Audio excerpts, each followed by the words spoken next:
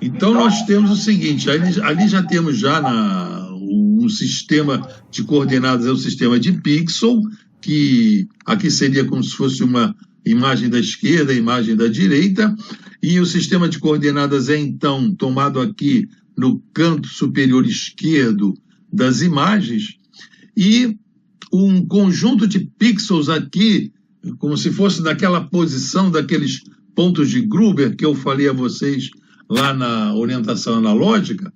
Então, o operador também observando isso através de óculos numa estação fotogramétrica digital ou analítica, ele orienta uma janelinha aqui para que esses pixels observados aqui na imagem esquerda possam ter uma correlação máxima por eles entre os seus correspondentes, os seus homólogos, aqui na imagem da direita.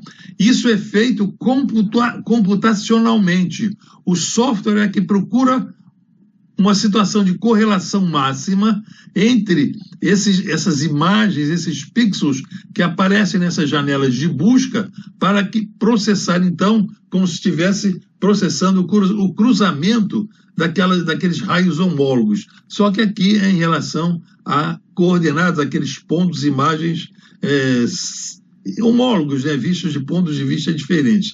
Então, o software seleciona, após essa varredura dessas janelas, o pixel da direita que tem melhor correlação com a imagem da esquerda. Então, isso vai sendo feito em todos aqueles pontos, aquelas janelas ao longo do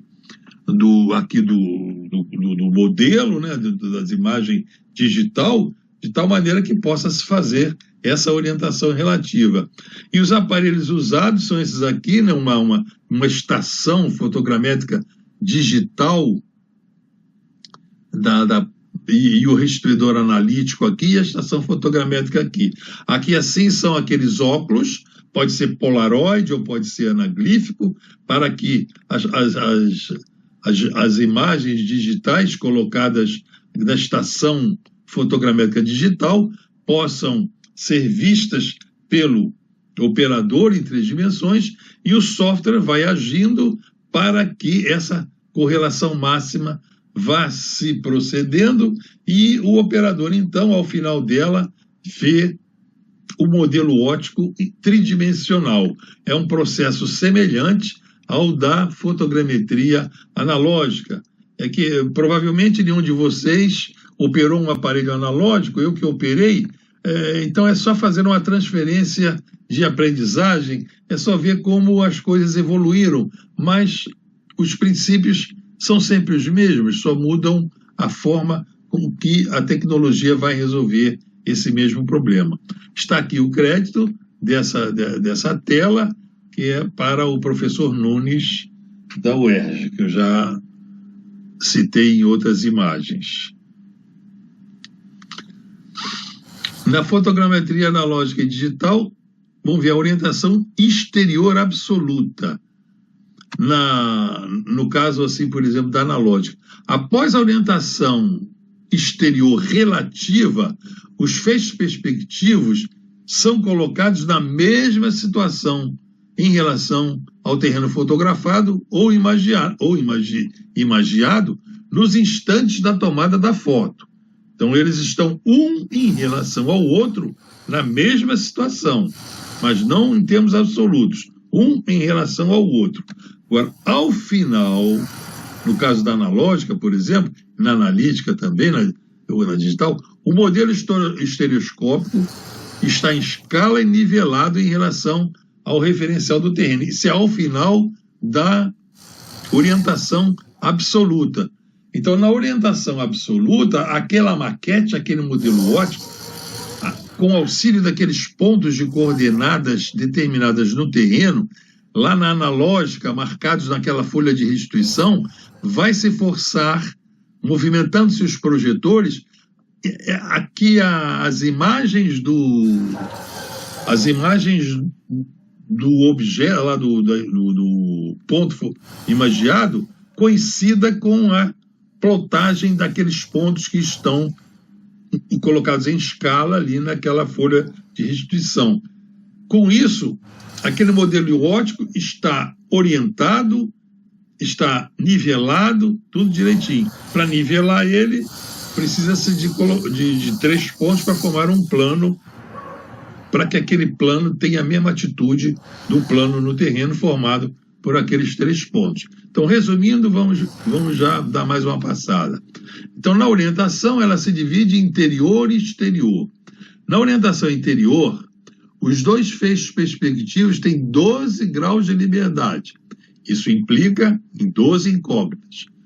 Na orientação exterior, ela se divide em relativa e absoluta.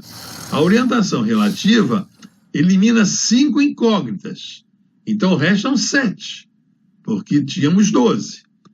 E na orientação absoluta, o modelo vai ser colocado em escala. Colocando em escala, ele vai eliminar 4 incógnitas. Para colocar em escala, são precisos 2 pontos de coordenadas conhecidas. Que 2 pontos, nós temos coordenadas de 2 pontos, né? NE de um, NE do outro, são 4 parâmetros. Esses 4 parâmetros implicam, então, na eliminação de 4 incógnitas.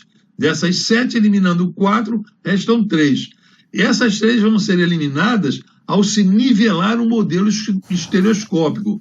Então, conhecendo-se 3 altitudes de pontos naquele modelo óptico, naquele conjunto de pixels, conhecendo-se 3 altitudes, e impondo-se que essas 3 altitudes sejam aquelas que estão ali já marcadas, elimina-se aquelas últimas 3 incógnitas. Então, o modelo fica, ou a imagem fica orientada em termos absolutos em relação ao sistema de coordenadas plano-altimétrico que foi tomado como referência lá no terreno.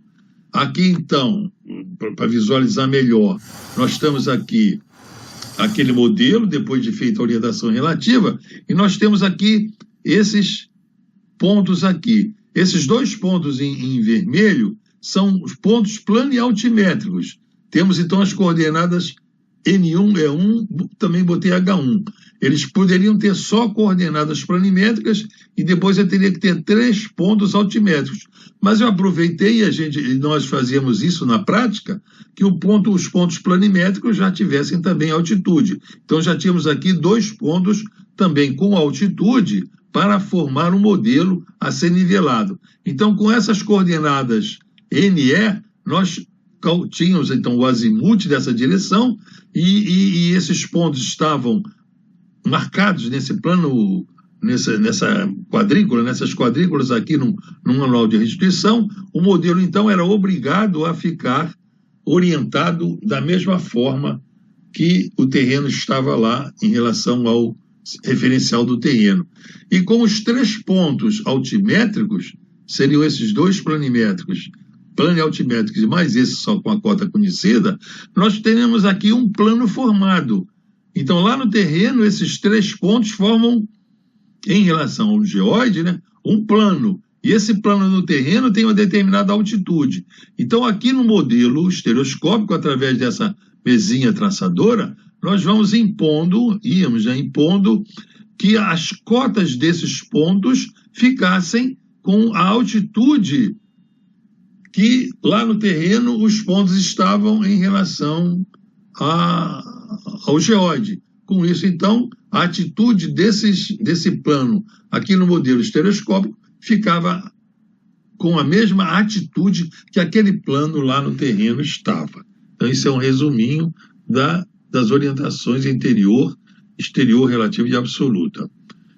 Então, na fotogrametria digital, o objetivo primordial da orientação exterior ou externa, né, é a obtenção da posição da atitude do sensor ao coletar cada imagem fotográfica em relação ao referencial do espaço-objeto. Tá? Ficou um pouco confuso aqui, mas vamos lá. Nós vimos que na orientação analógica, nós formamos um modelo no gabinete e, através dos pontos determinados por topografia clássica, lá no terreno, nós impomos que aquele modelo óptico assuma aquela escala e aquela atitude para que fique tal qual os feixes perspectivos e o terreno fotografado ou imagiado ficou.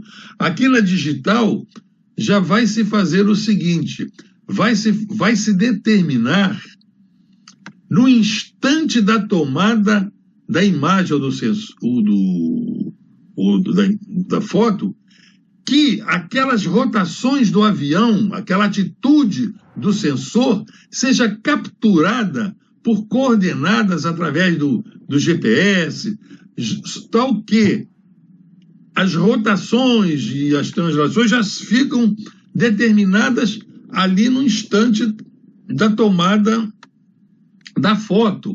Então, lá ao imagiar o terreno, né, temos aqui no terreno, né, temos aqui na fotografia aquele seu sistema de coordenadas com as rotações e translações.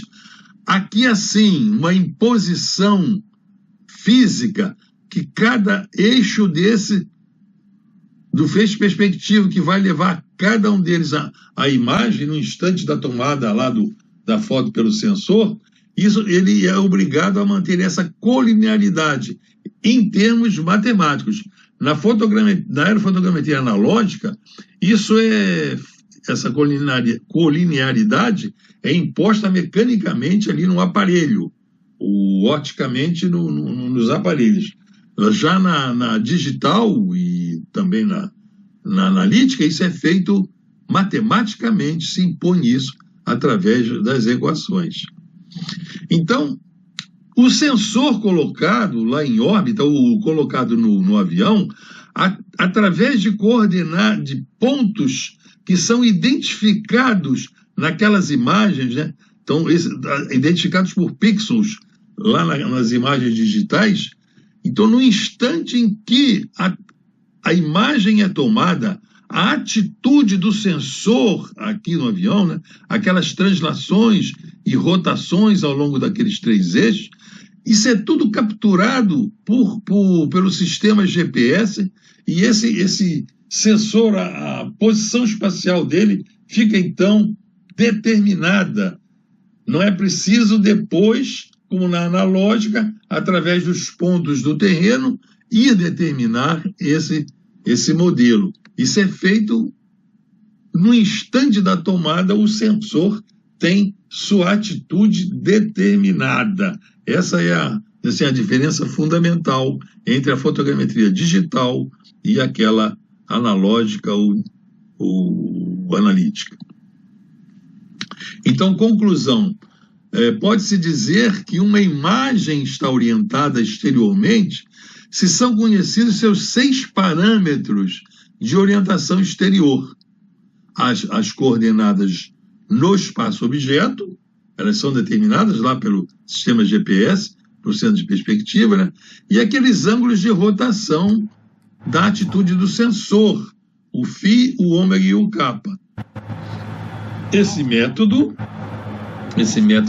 assim, digital difere dos adotados nas fotogrametrias analógica e analítica, pois nós já vimos que na analógica e na analítica divide-se em 2 processos: a orientação